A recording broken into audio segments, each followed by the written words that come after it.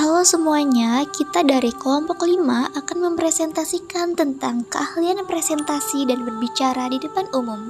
Kenalan dulu yuk sama kita.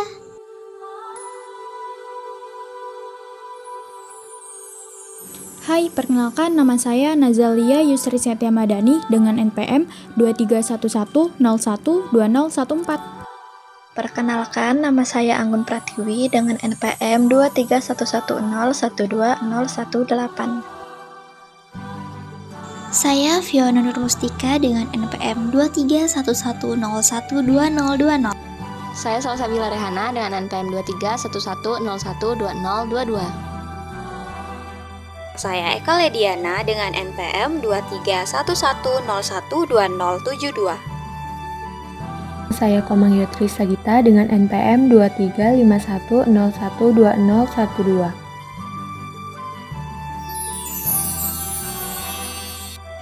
Jadi apa aja sih tujuan pembelajarannya? Yang pertama menambah wawasan tentang public speaking, yang kedua mengembangkan keterampilan, yang ketiga menguasai teknik penyampaian informasi, dan yang terakhir mengaplikasikan strategi interaksi. Komunikasi atau komunikasi publik.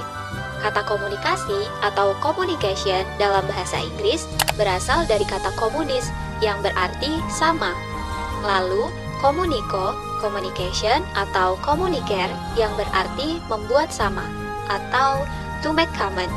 Komunikasi publik adalah proses penyampaian pesan yang dilakukan oleh seorang komunikator kepada banyak khalayak yang menimbulkan umpan balik dan juga interaksi yang sedikit dari para pendengar dan didominasi oleh pembicara atau komunikator.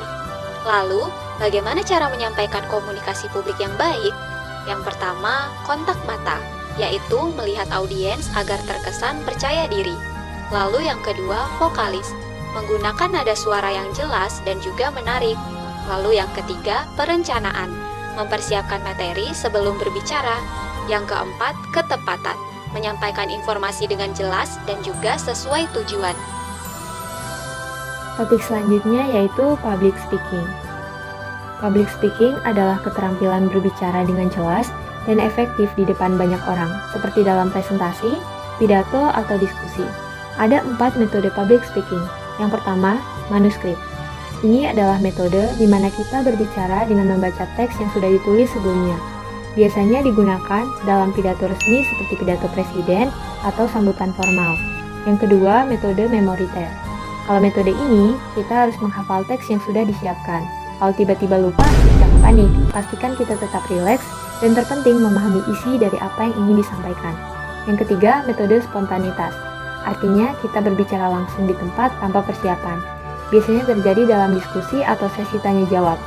Yang keempat, metode menjabarkan kerangka atau extemporer. Nah, ini metode yang paling sering kita gunakan saat presentasi. Kita hanya menyiapkan poin-poin utama sebagai panduan, lalu menjelaskannya dengan kata-kata sendiri. Agar presentasi kamu sukses, ikutin tips-tips ini ya. Pertama-tama, kuasai topik dan audiens. Pahami materi dengan baik dan sesuaikan cara penyampaian agar mudah diterima oleh pendengar. Kedua, gunakan gaya bahasa yang sesuai. Misalnya, lebih santai untuk anak muda atau lebih formal untuk profesional. Ketiga, percaya diri adalah kunci karena audiens bisa merasakan energi kita. Keempat, jangan lupa perhatikan body language seperti kontak mata dan gerakan tangan supaya terlihat meyakinkan. Kelima, buat persiapan sebaik mungkin. Latihan di depan cermin atau teman bisa membantu loh. Dan yang terakhir, fokus pada materi agar penyampaiannya tetap jelas dan gak melebar ke hal-hal yang gak perlu, apalagi sampai curhat.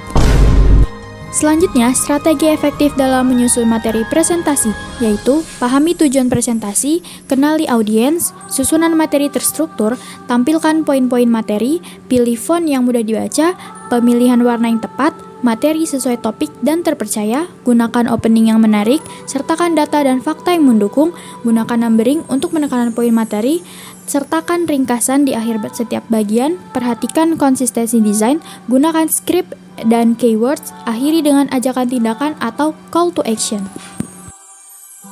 Manajemen waktu dalam presentasi. Yang pertama, alokasi waktu untuk setiap bagian. Biar presentasi nggak kebablasan atau malah kurang, penting banget buat bagi waktu dengan jelas. Misalnya, kalau punya waktu 15 menit, bisa pakai 3 menit buat pembukaan, 10 menit buat isi, dan 2 menit buat penutupan. Yang kedua, latihan dengan simulasi waktu nyata. Jangan cuma latihan ngomong aja, tapi coba pakai timer. Dengan begitu bisa tahu apakah durasi yang direncanakan sudah pas atau masih kepanjangan. Yang ketiga, adaptasi saat waktu terbatas. Kadang-kadang realita nggak selalu sesuai rencana. Misalnya tiba-tiba waktu presentasi dipotong. Nah, disinilah pentingnya fleksibel, bisa langsung fokus ke poin-poin utama dan skip detail yang kurang penting. Yang keempat, perhatikan audiens dan fleksibilitas. Presentasi bukan cuma soal ngomong sendiri, tapi juga lihat reaksi audiens. Kalau mereka kelihatan bingung atau bosan, bisa sedikit kasih contoh yang relate atau sedikit humor biar suasana lebih hidup. Intinya, jangan terlalu kaku, sesuaikan gaya penyampaian biar lebih enjoy. Kesimpulannya, public speaking dan presentasi itu kunci utama dalam pitching dan negosiasi. Bukan cuma soal ngomong, tapi gimana cara menyampaikan ide dengan jelas dan meyakinkan. Nah teman-teman, tadi kan udah dijelasin nih materi-materinya. Kita juga udah tahu kan gimana sih cara komunikasi yang baik dalam hal negosiasi. Sekarang, aku mau kasih contoh studi kasus mengenai permasalahan dalam hal negosiasi. Studi kasus ini mengenai proses negosiasi antara pemerintah Indonesia dengan perusahaan Freeport yang seringkali terhambat karena adanya perbedaan kepentingan dan pendapat. Pemerintah menginginkan peningkatan kepemilikan saham dan kontrol yang lebih besar atas sumber daya alam.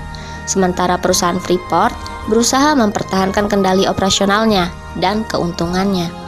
Kurangnya komunikasi yang efektif dan transparan antara kedua belah pihak tersebut menyebabkan proses negosiasi berjalan lama. Namun akhirnya, setelah melalui berbagai perundingan, pada tahun 2018 dicapai kesepakatan di mana pemerintah melalui pihak penengah mengambil alih 51% saham perusahaan Freeport.